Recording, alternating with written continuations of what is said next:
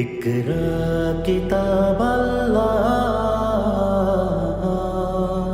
জেনে নিন কোরআন শেখার সহজ উপায়। আসসালামু আলাইকুম রহমতুল্লাহি ওয়া বারাকাতুহু। সারা দুনিয়াময় বাংলা ভাষাভাষী ভাই বোন যে যেখানে আল্লাহ রাব্বুল আলামিনের কোরআন শিক্ষার অনন্য আয়োজন প্যান ভিশন টিভির এই বরকতময় উপস্থাপনা কোরআন শেখার সহজ উপায় উপভোগ করছেন, সকলকে আন্তরিক সাদর সম্ভাষণ এবং মোবারকবাদ। কোরআন শিক্ষা করার জন্য আমরা একটু একটু করে সামনে আগাবার চেষ্টা করছি। আপনি 1 বছর ধরে আপনার বাচ্চাকে কোরআন শেখাচ্ছেন বাসায়, কিন্তু হচ্ছে না। কিংবা আপনার জীবনে সবচেয়ে বড় আকাঙ্ক্ষার বিষয় ছিল আপনি কোরআন শিখবেন, আপনি পারেননি, আর যা পেরেছেন তা পৃথিবীর কোথাও তিলাওয়াত করার যোগ্যতা অর্জন পাচ্ছে না। 50 বছর ধরে নামাজ পড়ছেন, সালাত আদায় করছেন, কিন্তু ফজরের সালাত ইমাম সাহেব নেই। আপনাকে যদি বলা হয় একটু মুরব্বী ইমামতি করেন, তাহলে আপনি সাহস করছেন না, কারণ আপনার তেলাওয়াত ভীষণ অশুদ্ধ। তাহলে আপনি নিজে নিজে যে তেলাওয়াত করেছেন এই 50 বছর নামাজ, তাও তো অশুদ্ধই রয়ে গেল। আর নামাজ ভঙ্গের যে কারণগুলো রয়েছে, নামাজ ভঙ্গের কারণ 22টি, তার মধ্যে 1 নম্বরই হচ্ছে তেলাওয়াত অশুদ্ধ হওয়া, তেলাওয়াত সহি না হওয়া। অতএব এই সমস্ত যন্ত্রণাগুলোকে এক জায়গায় করে আমাদের এই প্রচেষ্টা, আপনি আপনার সন্তানটিকে নিয়ে বসে পড়ুন। আপনার সন্তানটি গেমস খেলছে, তাকে ফিরিয়ে আনুন কোরআন শিক্ষার এই ছোট্ট কাজের মধ্যে। এক একটি পর্ব যদিও সংখ্যায় বেড়েছে, কিন্তু আমরা চেষ্টা করেছি, আমাদের চিন্তায় রেখেছি যে কেউ যদি চান তাহলে একদিনে 2, 3, 4 পর্ব পর্যন্ত আপনি কমপ্লিট করতে পারবেন। আপনার সহযোগিতার জন্য হাতে দেওয়া হবে বই, আপনি চাইলেই পাবেন। আর আমাদের যদি ছাত্র হয়ে যান অনলাইন ফর্ম পূরণ করে, তাহলে আমরা পিডিএফ ফাইল, আমরা আমাদের মূল বইয়ের ফাইলটি আমরা দিয়ে দেওয়ার চেষ্টা করব, যাতে করে আপনি ওখানে বইয়ের পুরো অংশটি দেখে আপনি আপনার মতো করে কোরআন শিখতে পারেন। আমরা এই কাজটুকু করে যাচ্ছি কেবলমাত্র লিওয়াজহিল্লাহ, বিরেদা রব, আল্লাহর সন্তুষ্টির জন্য। আর এই কাজকে সুনিপুণভাবে উপস্থাপনার জন্য যারা মেহনত করছেন, আমরা দোয়া করছি আল্লাহ রব্বুল আলামিন তাদেরকে উত্তম যাচা দান করুন। সম্মানিত ভাইরা, আমরা আর কোনো কথা না বাড়িয়ে প্রিয় বোনেরা চলে যাচ্ছি আবার গত পর্বে যেখানে আমরা রেখেছিলাম যে হা জিম খ এই 3টা হরফ যুক্ত হওয়ার পরে প্রথমে, মাঝে এবং শেষে আসলে কীরকম দেখাবে, সেটা আমরা গতকালকে আলহামদুলিল্লাহ দেখার সুযোগ পেয়েছি। আপনি প্রয়োজনে আবার আপনি গতকাল আর একবার রিভিশন দিয়ে আমরা আজকে শিখতে চাচ্ছি সিন শিন, এখান থেকে নিয়ে বাকি 9টি হরফ, যা এখান থেকে পুরোটা হবে। প্রথমে আমরা সিন, ইতিমধ্যে স্ক্রিনে চলে এসেছে সিন। প্রথম যে সিনটা আছে এটা তো আপনারা চিনে নিন, সিন 3টা দাঁত, একটা পেট, দেখুন সিন। আর এই সিনের সাথে আরেকটি হরফ পাশেই আছে, সেটা কি জানো? আপনি দেখুন, আমরা ছোট্ট সোনামণি বলে ফেলেছে শিন, সিন শিন। একটা হলো সয়ের মতো, যেমন ছাতার উপর শিশির পড়েছে। যদি আমরা বলি তাহলে যেভাবে ছাতার ওপরে শিশির পড়েছে, তাহলে ছাতা বলেছি একরকম না, ছাতার উপর শিশির পড়েছে বলি না, অথবা ছাতার উপর শিশির পড়েছে, তাও অশুদ্ধ। উচ্চারণটা হলো ছাতার উপরে শিশির পড়েছে, তাহলে ওটা হলো শিন, শিশির, শীত, শরৎ, এরকম। আর সিনটা হলো এই সাইকেলের পাম্প ছেড়ে দিলে যেভাবে হয়, আমি আপনাদেরকে এর আগে বলেছিলাম, এভাবে একটা আওয়াজ হবে সিন। দেখুন সিন, সিনটি যখন যুক্ত হয়ে আসে তখন 3টা ধাপ এখানে রয়েছে। প্রথমটা হচ্ছে সিন, শুধু লাল অংশটুকু থাকবে আর কালো অংশটুকু পড়ে যাবে। দ্বিতীয়টা আমরা দেখছি একেবারেই শুধুমাত্র মাথার অংশটুকু। এরপরে আমরা যে বিষয়টা দেখতে চাই তা হচ্ছে ওই মাথার অংশটুকু নিয়ে আমরা কিছু শব্দ তৈরি করেছি, 4টা শব্দ তৈরি করেছি। দেখুন তো, প্রথমে হচ্ছে সিন, তারপরে জিম, তারপরে দাল। আপনারা অবশ্যই পারেন।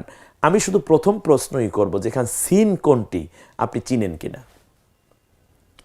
আর আপনার সহজীকরণের জন্য আমরা স্বাভাবিকভাবে সিনটাকে প্রথমে লাল দাগ দিয়ে আইডেন্টিফাই করার চেষ্টা করেছি। তাহলে এখানে 4 আইটেমের সিন রয়েছে। প্রথমে সিন আসলে এভাবে হবে, তার পরের হরফটাও আপনার চেনার কথা, এটার নাম জিম।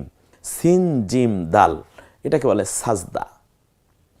আমরা যে সাজদা করি সেই সাজদা লিখতে এই হরফ 3টি লাগে। তোয়া, সিম, মিম। সূরা কসাসের প্রথমে আপনি এই শব্দগুলো পাবেন, এই হরফগুলো পাবেন, তোয়া, সিম, মিম। তোয়াটা দেখলেই চেনা যায়, কারণ আকৃতি কখনো পরিবর্তন, সিনটার নিচের অংশটা পড়ে গেছে, মিমটা তো বোঝাই যাচ্ছে। পরেরটা হলো জোয়া, হামজা, সিন শেষ বারে আসলে, আর শেষে যখন যুক্ত হয়ে আরেকটা আসে তাহলে নুন, সিন, আলিফ। আপনারা দেখতে পাচ্ছেন নিঃসন্দেহে, সিনগুলো শুধু আইডেন্টিফাই করুন। তৃতীয়বারে আমরা যেটা চাচ্ছি আপনার কাছে তা হচ্ছে আপনি সিনগুলোকে গোল দাগ দিন, একটু গোল দাগ দিন হাতে পেন্সিল নিয়ে, আপনি দেখবেন আপনি পেরেছেন। আর বই সংগ্রহ করতে চাইলে নিয়ে আপনি বাসায় বসে, আমরা বইয়ে যেটা আছে সেটাই আমরা স্ক্রিনে নিয়েছি, সেটাই আমরা ল্যাপটপে ডাউনলোড করেছি, সাজিয়েছি, আর সেটাই আপনাদেরকে বক্তব্যের মাধ্যমে পেছন থেকে সহযোগিতার জন্য বলা হচ্ছে। আসুন আমরা পরের শব্দটায় চলে যাই। পরের হরফটি হচ্ছে শিন। একই রকম, একটু খেয়াল করুন, আপনি স্ক্রিনে দেখুন, একেবারে স্পষ্ট। শিন যখন মিলবে, যুক্ত হবে, তখন কেবলমাত্র তার ওই দাঁতটুকু থাকবে সিনের মতো, উপরে 3টা নুক্তা থাকবে। আমি যদি একটা সম্পূরক প্রশ্ন করি, সম্মানিত শিক্ষার্থী বন্ধুরা, বলতে হবে এই 3 নুক্তাওয়ালা আরও একটা হরফ এর আগে আমরা পড়েছিলাম, সেটার নাম কি মনে আছে? নিঃসন্দেহে সা, বা, তা, সা। সার উপরে কয় নুক্তা? 3 নুক্তা। তাহলে 2টা হরফ আমরা পেলাম যার উপরে নুক্তা থাকে 3টি। কি? একটা হলো সা আর একটা হলো শিন। এবার আপনাকে আইডেন্টিফাই করতে হবে যে শিন কোনটি। প্রথমে আমরা এই যে দ্বিতীয় লাইনে দেখুন শব্দ তৈরি হয়ে গেছে, বা, শিন, তা। পরবর্তী শব্দটি হচ্ছে শিন, মিম, দাল। এর পরেরটা কিন্তু চমৎকার, আমরা একেবারে কাছে এনে দেখাচ্ছি। সা এবং শিনের মধ্যে মিল এবং অমিল কতটুকু একটু খেয়াল করুন। একটা মাত্র দাগ দিয়ে তার উপরে যদি 3টা নুক্তা দেয়া হয় সেটা হয়ে যায় সা, আর দাঁত 3টি দাগ নিয়ে যদি তার উপর 3 নুক্তা দেওয়া হয় সেটার নাম হলো শিন। এরপর একটা মিম, তারপর হামজা, তারপর র, তারপর ত, তারপর বা, তারপরে শিন, শেষ হরফ যে শব্দ আমরা যেটা তৈরি করেছি। তাহলে এখানে একটু খেয়াল করি, একটু পেছনে চলে যাই, একটু প্রশ্ন করি তো দেখি যে এখানে সা যেটা 3টা নুক্তা দেয়া আছে, এক দাগের উপরে 3 নুক্তা, যদি আমরা এখানে উপর থেকে একটা নুক্তা মুছে ফেলি তাহলে কিন্তু একটা অক্ষর থাকে, বলতে হবে সে হরফটা কি হতে পারত? তা। যদি এখানে আরও একটা নুক্তা মুছে ফেলি, একটা মাত্র নুক্তা যদি রাখি, তারপরে একটা হরফ তৈরি হতে পারে, একটা অক্ষর তৈরি হয়, সেটার নাম হবে নুন। এক দাগের উপরে যদি 1 নুক্তা থাকে নুন, 1 দাগের উপরে 2 নুক্তা থাকে তাহলে হবে তা, 1 দাগের উপরে 3 নুক্তা যদি থাকে তা হবে সা, 1 দাগের নিচে যদি 1 নুক্তা থাকে সেটা হবে বা, 1 দাগের নিচে যদি 2 নুক্তা থাকে সেটা হবে ইয়া। অর্থাৎ একটা মাত্র দাগ দিয়ে 5টা অক্ষর তৈরি করা যায়। অক্ষরই হলো মোট 30টা, তার মধ্যে একটা দাগের মধ্যেই 5টা। সুবহানাল্লাহ। এ কোরআন আপনি শিখবেন না ইনশাআল্লাহ আপনি ইচ্ছে করুন। এরপরে হলো যে হরফটা নিয়ে আমরা কথা বলবো, এর নাম হচ্ছে সদ।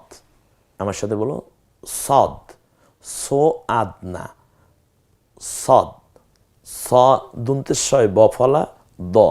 আমি এভাবে আইডেন্টিফাই করেছি, আপনারা হয়তোবা ইতিমধ্যে দেখেছেন বারবার।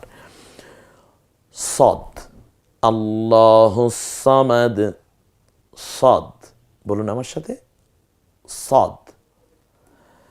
সদ যখন যুক্ত হবে তখন সদের এই পেটের অংশটা পড়ে যাবে, মাথার অংশটুকু থাকবে। আর আমি বলেছি হরফের মূলটা মূলত শুধু মাথাটাই হচ্ছে মূল।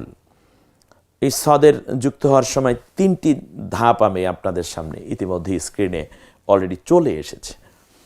দ্বিতীয় যেটা আমরা দেখতে পাচ্ছি, এই তো চমৎকার, একটু দেখুন সদগুলো আপনি চিনেন কিনা। আর চেনার সহজীকরণের জন্য আমরা চেষ্টা করেছি লাল দাগ দিয়ে সেটা আইডেন্টিফাই করার জন্য। এরপরে দেখুন আপনার নজর সহজেই কাটবে এখানে। এরপরে আমরা তৃতীয় লাইনে চলে যাই। তৃতীয় লাইনে আপনি দেখুন তো সদগুলো চিনেন কিনা। কি চমৎকার, সদের সাথে আলিফ আছে একটা, এরপরে নুন সদ বা, নুন সদ র, সদ তা দাল মিম সদ। শেষে আসলে যে কোনো হরফ চেনা খুব সহজ, কারণ শেষ অক্ষরটি সবসময় মুক্ত বর্ণের মতোই হয়, মুক্ত বর্ণ হয়। এখন সদগুলো আপনি আইডেন্টিফাই করেন এবং মেমোরাইজড করার চেষ্টা করুন, যাতে করে সদটা পরবর্তী আপনার চিনতে অসুবিধা নয়। কোরআনের মধ্যে, হাদিসের মধ্যে, যে কোনো আরবি লেখনীর মধ্যে আপনি সদটাকে এভাবেই দেখতে পাবেন। সম্মানিত কোরআন শিক্ষার্থী ভাই বোনেরা, একটু খেয়াল করুন, বারবার পড়ার চেষ্টা করুন। প্রথমটা হচ্ছে সদের সাথে আলিফ, তারপরে হচ্ছে নুন সদ বা, তারপরে নুন সদ র, সদ তা দাল মিম সদ। সদের পরে যে হরফটি আমরা যুক্তভাবে শেখার চেষ্টা করছি তার নাম হলো দদ। কি চমৎকার, দদটি হলো সদের মতোই, উপরে শুধু একটা নুক্তা। সদ চিনলে দোয়াত চিনবে অটো, এমনিতেই সে চিনে ফেলে স্বাভাবিকভাবে। যেমন সদের পরে দদ, উপরে এক নুক্তা, পার্থক্য মাত্র এই। পার্থক্য হলো সোয়াদ নুক্তা নেই, দদের উপরে এক নুক্তা। আর উচ্চারণ হলো এর নাম সদ, এর নাম দদ। আবার মিলও আছে দুইজনের নামের সাথে, যেমন হাসান হোসাইন এরকম। এবারে আসুন পরেরটা আমরা দদটা একটু দেখে নেই। তার সাথে দদ, তা, তারপর দদ, তারপর নুন দদ লাম, এরপরে দদ মিম নুন, জা নুন দদ। কি চমৎকার! আমরা যদি এখান থেকে আরও চাই তাহলে অনেকগুলো বিষয় আমরা তৈরি করতে পারি। তো ওই নুনের জায়গাটায় আমরা তা বানাতে পারি, তায়ের জায়গায় সা বানাতে পারি, সার জায়গায় বা বানাতে পারি, বায়ের জায়গায় কি বানানো যাবে, ইয়া বানানো যাবে। আবার জোয়ায়ের জায়গায় কিন্তু তোয়া বানিয়ে ফেলা যায়। কি করতে হবে বলতে পারেন? মাত্র নুক্তাটা তুলে ফেললেই হলো। এরপরে আমরা একবার ফাইনালি যে কোরআনে যেভাবে আমরা দেখব সে লাইনটি দেখুন স্ক্রিনে চমৎকার করে ভেসে আসছে। আপনি শুধু পড়তে পারেন কিনা এই বিষয়টুকু একটু ট্রাই করলেই হবে। দেখুন তা দোয়াদ এমনি করে করে। এরপরে আমরা যে হরফটা দেখতে পাচ্ছি এটার নাম হচ্ছে আইন, গলায় চাপ দিয়ে আইন। আইন অলওয়েজ গলায় চাপ হবে আইনে। তা আইন যখন হয় তখন একটু এখানে আমার বলে রাখা দরকার, আইনটা হচ্ছে এভাবে। আইনটা প্রথম দেখলেও বোঝা যায়, দ্বিতীয়বারেরটাও বোঝা যাচ্ছে, তৃতীয়বারেরটা আপনি দেখেছেন হামজার মতো কিছুটা আপনার মনে হলে আপনি কনফিউজ হওয়ার কারণে, কারণ হামজার একটা লেস থাকে নিচের দিকে। আমরা পাশাপাশি বসিয়ে স্ক্রিনে দেখুন এই আইনে এবং হামজা দুইটা পাশাপাশি নিয়ে আসলাম। এই এবারে চলে আসি আমরা যুক্ত হলে কেমন হবে। প্রথমে যখন আইনটা আসবে তখনে কেমন হবে, মাঝখানে কেমন হবে, শেষে কেমন হবে আমরা দেখতে পাচ্ছি। আইন, তারপরে বা আইন তা, আইন মিম সিন, তোয়া হামজা আইন। একটু খেয়াল করুন পুরোটা আমরা দেখতে পাচ্ছি, যেটা কোরআনে যেভাবে থাকবে আমরা সেভাবে স্পষ্ট দেখতে পাচ্ছি। মাশাআল্লাহ, আলহামদুলিল্লাহ। এরপরে কালো মাথাওয়ালা হরফের নাম আইন। আমি আগেই বলেছিলাম এই বিষয়টা, যে আসলে আইনটি এরকম কেন হলো। মাঝখানে আইন আসলেও তো আইন মাথা রেখেই এটার করা যেত না, মানে ডিফারেন্স করার দরকার ছিল না, যে একেবারেই মনে হয় যেন ভিন্ন জগৎ থেকে কালো মাথা নিয়ে আসলো আইনটা। অলরেডি এভাবে কোরআনও ছাপা হয়ে গেছে। আমরা দেখি সেভাবে কিছু উপস্থাপনা আপনাদের সামনে দেখানো যায় কিনা। আমরা পরবর্তী ক্লাসে হয়তো চেষ্টা করবো ইনশাল্লাহ। কালো মাথাওয়ালা অক্ষরের নাম আইন, এটা জেনে নেন। বলেন কালো মাথা অক্ষরের নাম আইন। আইনের উপর এক নুক্তা দিলে কি হয়? গয়ন হয়ে যায়। বলুন, আইনের উপর নুক্তা দিলে গয়ন হয়ে যায়। আইনের উপর কয় নুক্তা দিলে গয়ন হয়? এক নুক্তা দিলে, আইনের উপরে এক নুক্তা দিলে গয়ন হয়ে যায়। এরপর গয়ন নিয়ে আমরা যে পর্বটা করেছি দেখুন, এই যে চমৎকার করে আপনি গয়নটা চিনেন কিনা, এটা হচ্ছে মৌলিক বিষয়। গয়ন, সেখান থেকে নিয়ে আমরা পরবর্তীতে আরেকটি লাইন তৈরি করেছি, গয়ন নুন গয়ন তা, গয়ন সিন মিম ওয়াও, নুন মিম গয়ন, গয়রিল মাগদুবি আলাইহিম, গয়রিল, হ্যাঁ ওই যে গয়নটা সেখানে। আমরা শেষ লাইনটি দেখতে পাচ্ছি যে কোরআনে ঠিক এভাবেই আপনি গয়ন দেখবেন, এর বাইরে আর দেখার কোনো সুযোগ নেই, এভাবেই দেখতে পাবেন ইনশা আল্লাহুল আজিজ। প্রিয় দর্শক, আমরা আস্তে আস্তে করে এ পর্বটা শেষ দিকে চলে এসেছি। এখানে আমরা ফা দেখতে পাচ্ছি, ফা এবং কফ। আমরা আজকে এটা শেষ করব। যুক্ত অক্ষরের এই পর্বটা হয়তোবা এই ধারাবাহিকতা শেষ করতে সামনের পর্বটা আমরা ইনশাল্লাহ নেব। তারপরেই আমরা হুরুপে চলে যাব। খুব ইন্টারেস্টিং ব্যাপার। হুরুপে যাওয়ার আগে আমরা এককটা শিখে নেব ইনশাআল্লাহ। এখানে আমরা ফা দেখতে পাচ্ছি, যুক্ত হবে যখন, তখন ফায়ের কোন অংশটুকু পড়ে যাবে তা অলরেডি ইতিমধ্যে আইডেন্টিফাই করা হয়ে গেছে, সেটা হচ্ছে ফা। এখন আপনি চিন্তা করুন ফাটা আপনি চিনেন কিনা। আমি শেষ লাইনে কয়েকটা কাজ করেছি, যেমন দেখুন ফা প্রথমে, তারপরে নুন ফা বা ওয়াও। এখানে নুন এবং ফা কাছাকাছি এনেছি এজন্য, মানে দুইটার মধ্যে সিমিলারিটি এবং আনসিমিলারিটিটা কি, মিল এবং অমিলটা কি। মিল হচ্ছে নুক্তা একটাই দুইজনার উপরে, দুইটা হরফের উপরেই, কিন্তু অমিল হচ্ছে একটা দাগের উপরে এক নুক্তা, আর দ্বিতীয়টি হচ্ছে গোল দাগ দিয়ে তার উপরে এক নুক্তা। পরের হরফ আমি বানিয়েছি এজন্য, কারণ হচ্ছে আপনার অনেক সময় দেখা যায় যে বাচ্চারা বা শিক্ষার্থীরা অনেক সময় নুনকে বা পড়ে, বাকে নুন পড়ে, কারণ উপর নিচে নুক্তা ওটা ইচ্ছে মনে থাকে না। অনেক সময় নুনের নুক্তা থাকে উপরে, বায়ের নুক্তা থাকে নিচে। পরের হরফ যেটা আমি শব্দ তৈরি করেছি, ফা নুন সিন, একেবারে কাছে এনে ফা এবং নুন, দেখুন একটু ভালো করে দেখুন। পরের যেটা আমি করেছি, নুন প্রথমে এনে ফাটা পরে করেছি, ওয়াও আলিফ, এরপরে হচ্ছে সিন নুন ফা। আমরা ফায়ের পরে যেটা আমরা করতে যাচ্ছি তার নাম হচ্ছে কফ। আলহামদুলিল্লাহ, এই কফ, ফা এবং কফ পুরো মিলে আছে, কারণ ফা কফ আমরা একত্রে পড়েছিলাম এক প্যাকেজে, মনে আছে কিনা? ফা কফ কাফ লাম মিম নুন ওয়াও হা হামজা ইয়া, এই যে কফ, ফা এবং কফের অবস্থায় একই রকম, শুধুমাত্র একটা নুক্তা বাড়বে আর বাকি সব ঠিক থাকবে। একটু দেখুন দ্বিতীয় লাইনটি। আলহামদুলিল্লাহ, এখানে কফগুলোকে আমরা লাল দাগ দিয়ে আইডেন্টিফাই করেছি। আমরা ফা কফ তা এগুলো কাছাকাছি আনার চেষ্টা করেছি। দেখুন ইয়ার নুক্তা নিচে দুইটা, কপের নুক্তা উপরে দুইটা, কপের উপরে দুই নুক্তা এবং তা, কিন্তু দুইটার আকৃতিগত একটু চেঞ্জ আছে, আকৃতিগত পার্থক্য। একটা দাগের উপরে দুই নুক্তা তা, আর মাথায় শূন্য নিয়ে তারপরে দুই নুক্তা, এটা হচ্ছে কফ। এরপরে তা কফ মিম কফ শেষে। এটা কি একেবারে শেষ লাইন, আপনি শেষ লাইনটি ধরে পেন্সিল দিয়ে কফ আইডেন্টিফাই করুন, কফ আইডেন্টিফাই করুন।